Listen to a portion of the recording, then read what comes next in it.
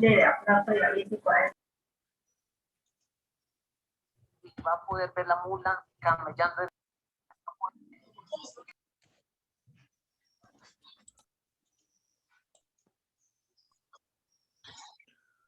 Hola, muy buenos días. Hola, buenos días, profe. Buenos días, profe. Buenos días. Buenos días, profe. Buenos días. Buenos días.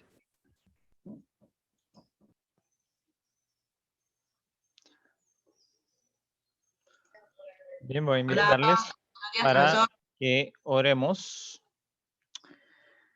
Querido y misericordioso Señor, te damos gracias en esta hora de la mañana por tus bendiciones. Colocamos a cada uno de los estudiantes de grado séptimo, sus familias en tus manos para que tú les sigas bendiciendo, les sigas acompañando.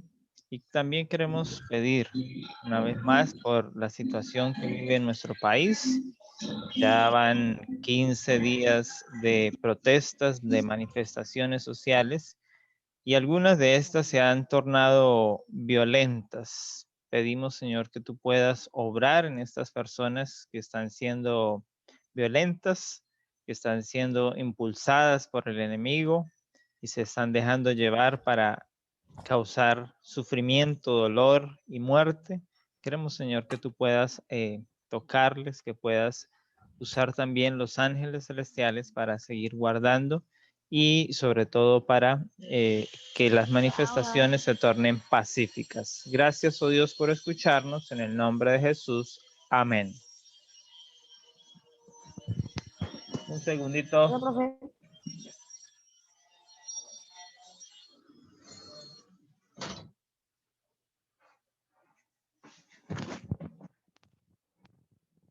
Listo. Voy a llamar a lista, por favor, contestan. Hoy estamos a 13 de mayo. Agudelo. Presente, profe. Aguilar Magua. Presente, profe. Ardila Garavito. Presente, profe. Ayala Garavito. Presente, profe. Vaca Jiménez. Presente. Barreto León. Presente. Corredor Rojas.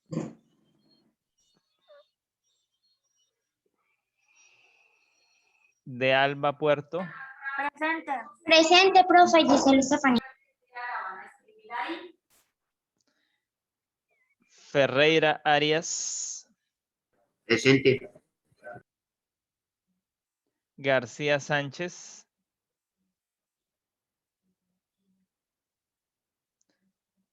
Grisman Zambrano. Profe.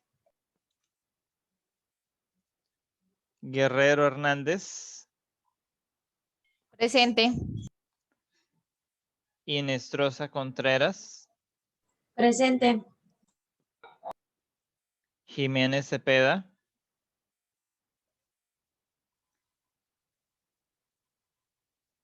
Jiménez Riaño. Presente. Presente, profe. Perdón. Jiménez. Jiménez Vera.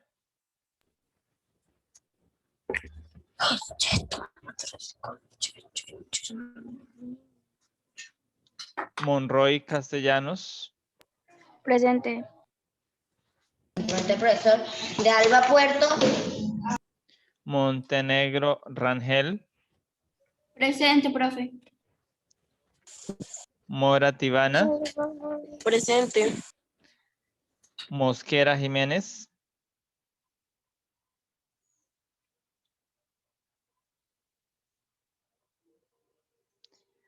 Otávalo de la Torre. Otávalo Maigua.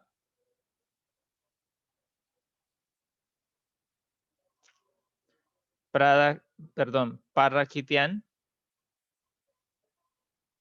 Presente, profe. Prieto Sánchez. Presente. Rodríguez Velázquez. Sí. Rondón Valderrama.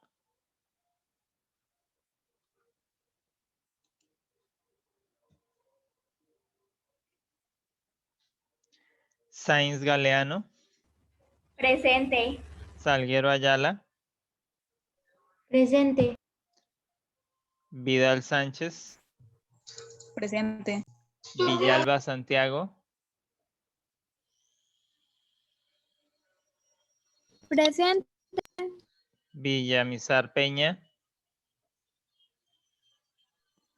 Presente.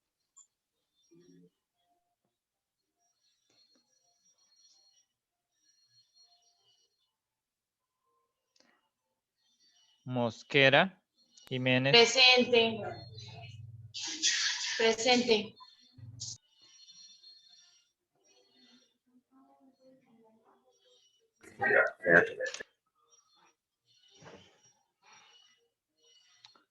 ok, muy bien. Uy, qué pinche me extiende esto. ¿Dónde estamos? Aquí.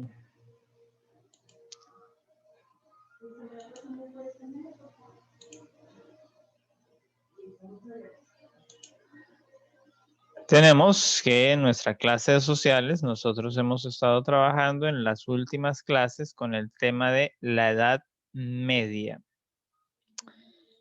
Y hemos trabajado ya la edad media de manera general y la edad media primera parte, donde abordamos entonces lo que es en estas dos hemos abordado la caída del imperio y el reemplazo del imperio por parte de la iglesia y cómo la iglesia se empoderó en la Edad Media. Tenían ustedes o tienen para hacer la entrega hoy entonces el análisis de la película de Martín Lutero y ahí tienen la guía y tienen la película, el link para accesarla y que puedan cumplir con esa actividad. Davinson, J. Valo. Veo que ya 7 entregaron, pero hay otros que no han realizado la actividad, no han hecho la entrega. Esperamos que en lo que consta del día puedan hacerlo. Y entonces hoy abordaremos la Alta Edad Media, segunda parte.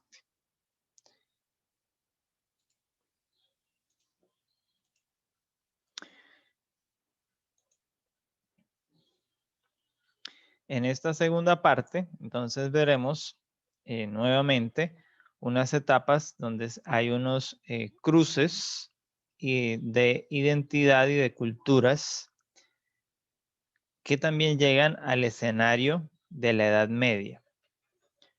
Recordemos que el Imperio Romano se dividió en dos fracciones, una en Oriente con capital Constantinopla y a cargo de Arcadio, y una en Occidente con capital Roma a cargo de Honorio, que la parte de Occidente es la parte que el catolicismo, la Iglesia romana católica, como vimos que ya se denomina posteriormente, entonces es la que lidera esta parte, pero que la parte oriental quedó bajo el catolicismo de Oriente o catolicismo ortodoxo, el cristianismo ortodoxo como se le conoce hoy en día.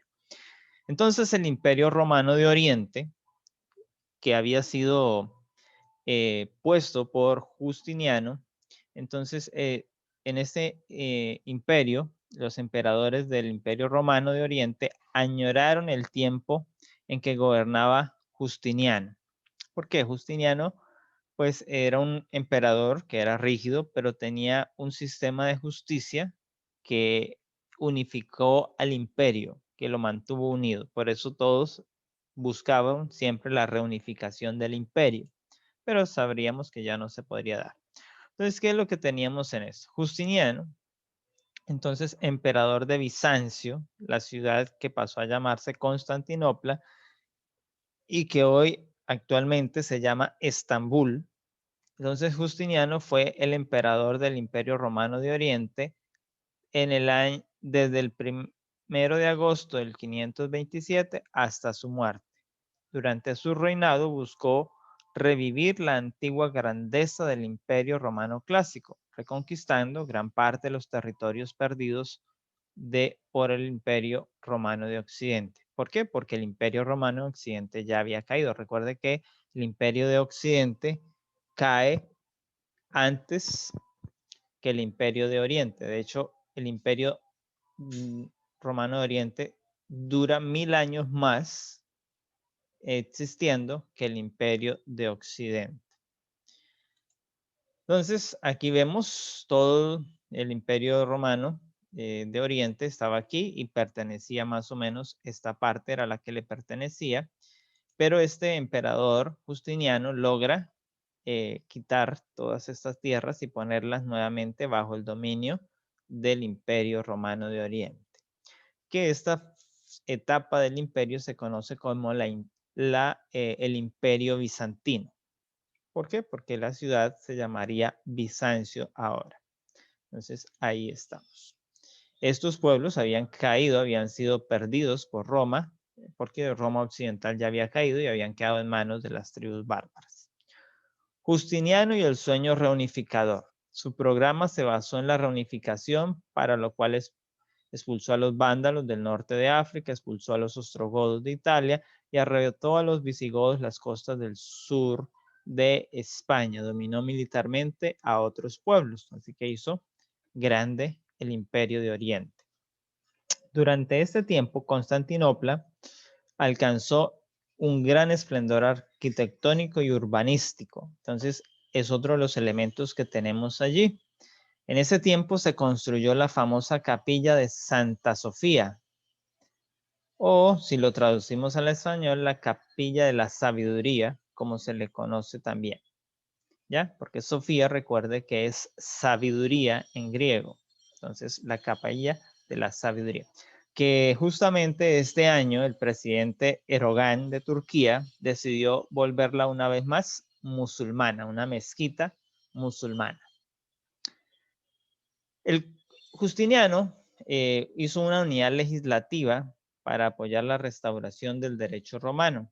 Esto es lo que se conoce como el Juris Civilis, el compendio de derecho civil, que consta de 72 libros o 72 volúmenes, que son lo que normalmente en Occidente llamamos el Código de Justiniano. Entonces aquí está una de las portadas de estos tomos. Tomo 1, quiere decir un libro, y habían 71 más semejantes a este, que tenían todas las posibles artículos y reacciones, bueno, todo lo que tenía que ver con el derecho romano, y que parte para el derecho actual, porque es uno de los precedentes que se tiene en la legislación para poder hacer leyes, el Código de Justiniano.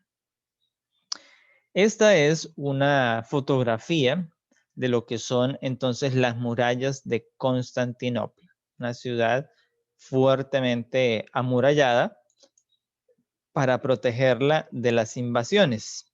Entonces, recordar que esta ciudad, fundada por Constantino, en la colonia de Bizancio, está ubicada en el cruce marítimo y terrestre entre Europa, Asia y África. Por lo tal, entonces, conecta el mar Mediterráneo con el mar Negro. Y eso la hace que esté en un centro de acogida o de mucha importancia, ya que muchas rutas comerciales pasarían por allí, o muchos pueblos que quisieran conquistar a los otros tendrían que pasar por allí. Por lo tanto, había que convertir en la ciudad en un fuerte, porque si no, estos ejércitos la tomarían, y si eran de Asia que venían hacia Europa, pues lograrían tomarse Europa. O si era de los europeos que iban hacia allá, pues lograrían tomarse entonces Asia. Es gracias a las murallas infranqueables por varios siglos que los otomanos no podían tomarse la ciudad. Sin embargo, pues también llegaría el fin, o el fin de su era, el fin de sus días. Aquí vemos lo que fue entonces la Nueva Roma, como se le llamó en su momento, cuando Constantino la edifica. Este era entonces las arenas de los juegos, de las justas, y vemos aquí un foro, un teatro, por aquí vemos un templo y muchas otras infraestructuras grandes que hacían parte de ella. Pero vemos entonces también la muralla que está alrededor de toda la ciudad y que la fortifica, convirtiéndola en una ciudad infranqueable. Aquí vemos entonces también el puerto de la ciudad. Entonces, inicialmente fue construida por Constantino el Grande. Las paredes rodeaban la ciudad por todos lados. Aquí vemos más de cerca cómo eran, qué tan grandes eran sus murallas. Y si logramos ver, hay una especie de muralla que se construyó posteriormente y otra muralla que se construye después. Así que era una triple muralla básicamente que tenía allí. En los tiempos de Teodosian se construyó la segunda línea de la muralla para fortificarla, para hacerla más fuerte, más difícil de tomar.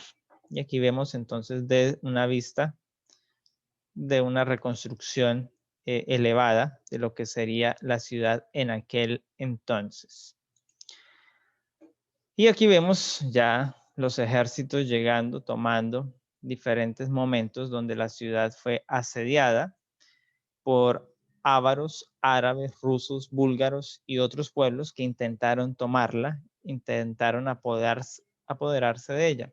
Eso ocurrió durante la Edad Media, en la etapa medieval. Sin embargo, la ciudad se salvaguardaba hasta que finalmente pues la tomaron. Cuando se usaron ya armas de un poder más beligerante, usando la pólvora, entonces derribaron las murallas de la ciudad. Eso justamente pues es lo que logran hacerlo. Entonces hay que tener ese otro elemento. La pólvora constituye en uno de los elementos que transforma el poder armamentístico, el poder bélico en la Edad Media. Si bien es hecho, los chinos tenían el conocimiento de la pólvora mucho más atrás en la historia, solo es hasta en la Edad Media cuando los europeos tienen acceso a la pólvora y al conocimiento de la pólvora, porque logran negociar con los chinos o, como vemos a veces en las películas de la China que tratan estos temas, se robaron la fórmula y la trajeron a territorio europeo para fabricar entonces pólvora y así mejorar el poder destructivo de sus armas, construir las famosas armas de largo alcance. De esa manera, entonces, los otomanos, un 29 de mayo de 1453, tomaron la ciudad después de haberla asediado por 6 semanas. Es decir, mes y medio duró en asedio y finalmente sus murallas colapsaron y los otomanos entraron y, como las conquistas de aquella época, pues mataron a muchos de los cristianos que estaban allí. El cristianismo de Bizancio, que es el cristianismo ortodoxo, recuerden. Entonces, un cristianismo que es rico en arquitectura y que une ese concepto a las famosas cúpulas, las construcciones con grandes cúpulas. Eso entonces se une allí y tenemos, de hecho, cuando vimos que construyeron Santa Sofía, es una capilla que tiene una gran cúpula. Y se elevan también estas enormes torres, 4 torres que se construyen a la par de la capilla de Santa Sofía. Bizancio, la Nueva Roma, logró permanecer por 1000 años más como centro de cultura y la cristiandad oriental, ejerciendo así una hegemonía o un centro de poder en el ámbito político, en el ámbito espiritual, allí en Oriente. Y se hace entonces la depositaria, la heredera del derecho de toda la cultura clásica romana de la antigüedad. ¿Por qué? Porque en Occidente había colapsado la iglesia católica, vimos que no era una iglesia que iba a favor del arte, de la literatura, del conocimiento, no era una iglesia que buscó ocultar estas realidades, fue en contra del desarrollo científico, por eso la Edad Media en Occidente es una Edad Media que se le llama el oscurantismo. A diferencia de Oriente, que en Oriente fue lo contrario. El cristianismo impulsa el arte, impulsa el desarrollo científico, es todo lo contrario de Occidente.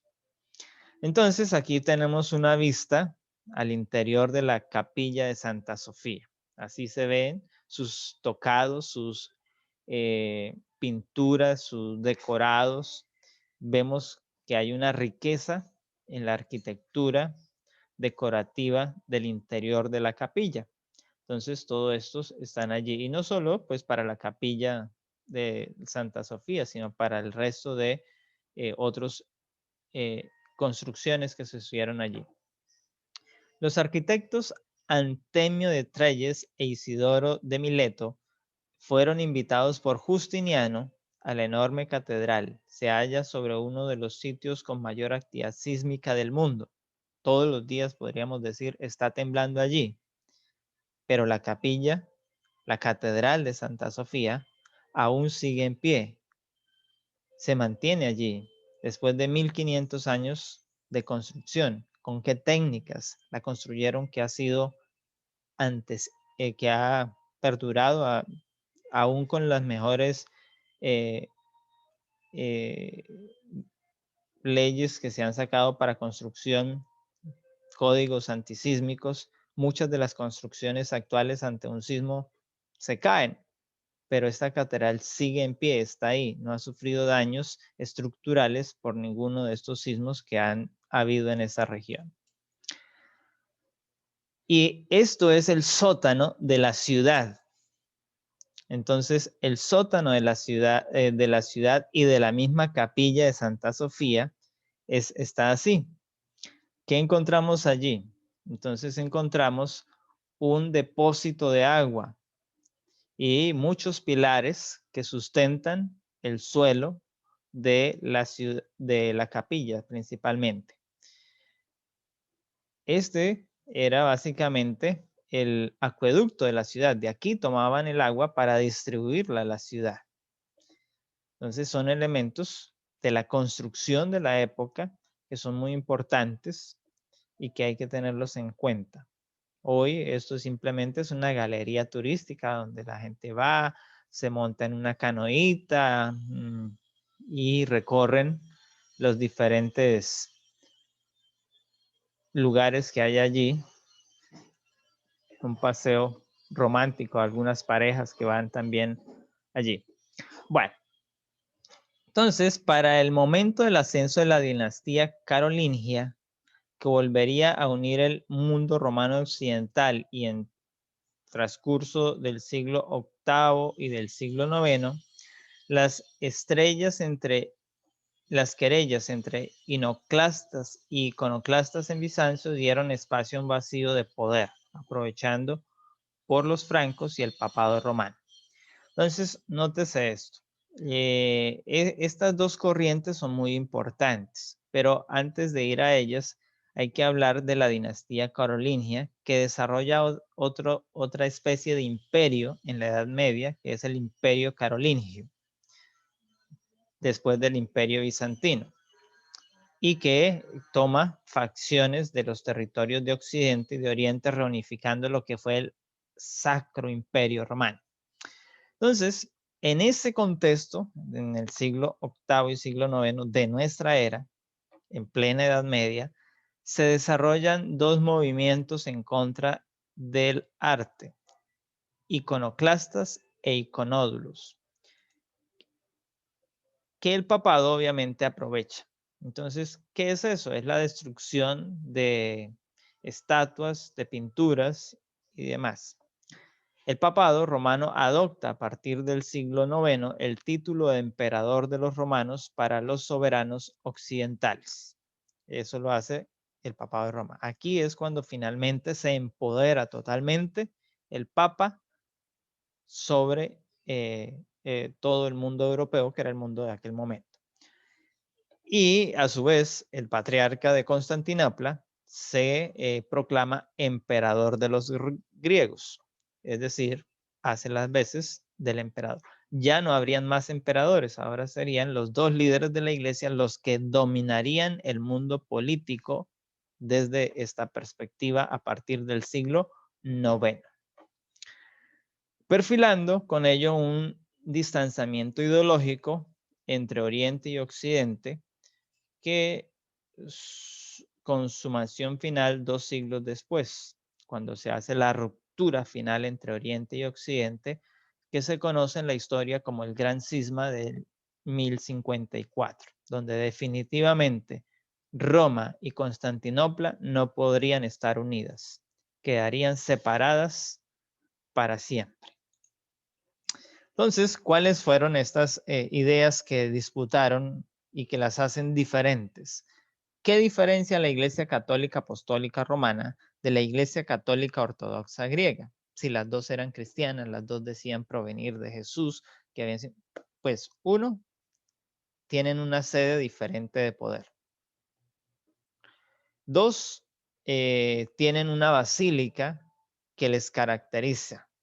En Occidente está la Basílica de San Pedro, en Oriente está la Basílica de Santa Sofía.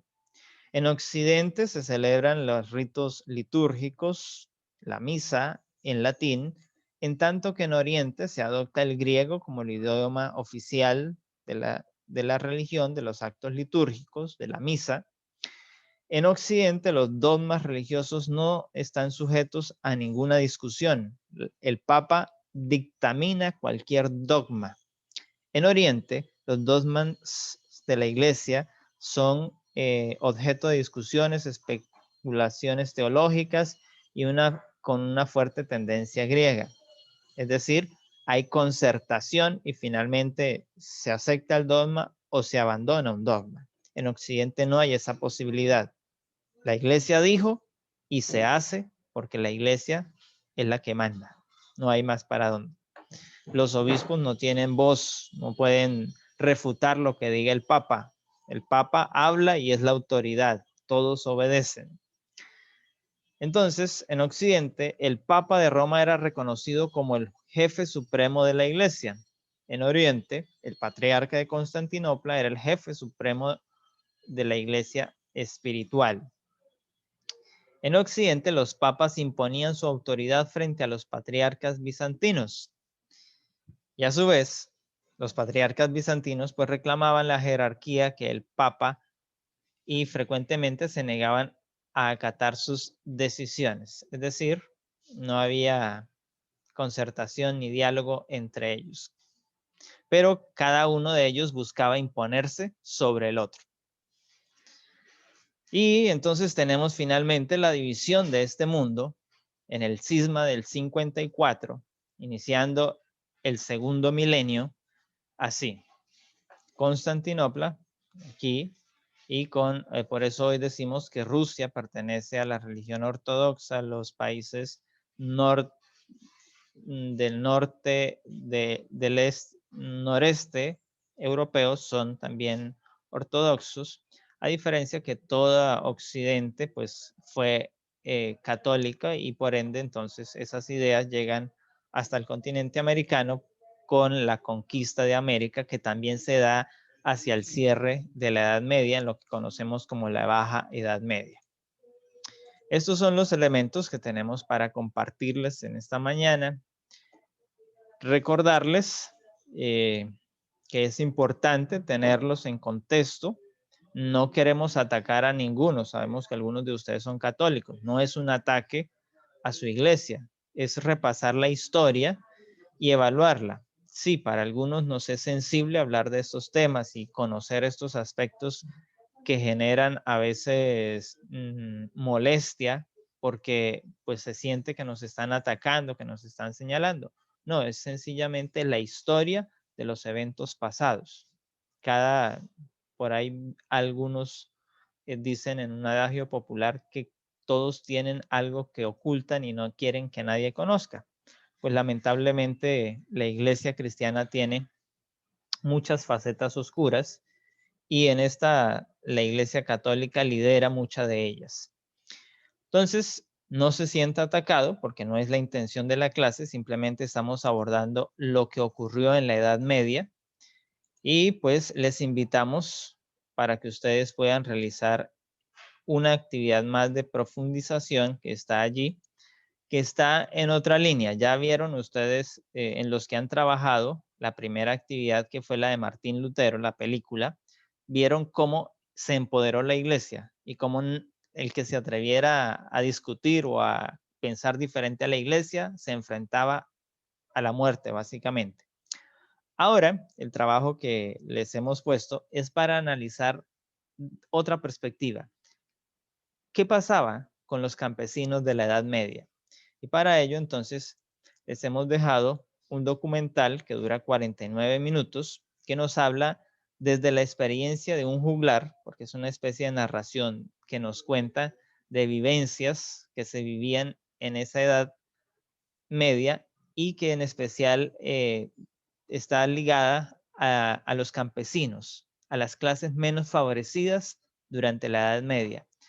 Cómo tenían que vivir ellos, qué circunstancias los rodeaban y otros aspectos que van saliendo allí. Entonces les he dejado un cuestionario que se va desarrollando a medida que usted va viendo el video. Usted simplemente coja el cuestionario y empiece a ver el video y ahí van las preguntas, van en orden. Va a encontrar todas las respuestas a estas preguntas a medida que vaya observando el video. Entonces ahí está. Todas giran en torno al campesinado y las decisiones y las acciones que se llevaban en contra de los campesinos de aquella época. Usted va a ver, especialmente hacia la última parte del video, que se parece mucho a lo que Colombia está viviendo hoy en día. Entonces, haga ese análisis para que conozcamos más lo que pasaba en la Edad Media y entender por qué algunos actualmente en la situación que está viviendo Colombia dicen que Colombia todavía es un estado en el cual predomina el feudalismo, que era la técnica que se usaba en la Edad Media para subyugar a los campesinos. ¿Preguntas? No, señor. Bueno, si ninguno tiene preguntas, entonces les deseamos una feliz mañana, que el Señor les Profe. bendiga. Sí. Yo tengo una pregunta, pero no tiene que ver con este tema, pero creo que usted es el como más indicado para respondérmela. Dinos a ver si podemos ayudarte. Bueno, pues yo estuve investigando y decía que la caña de azúcar pues es originaria de Nueva Guinea y pues ahí ¿cómo se llama? Se extendió a demás países como China y todo eso. Bueno, dice que Colón la trajo a finales de 1493. Aquí trajo la caña de azúcar cuando él vino aquí por segunda vez a América. Entonces, los indígenas que estaban acá, ¿con qué usaban la comida? ¿O comían simple?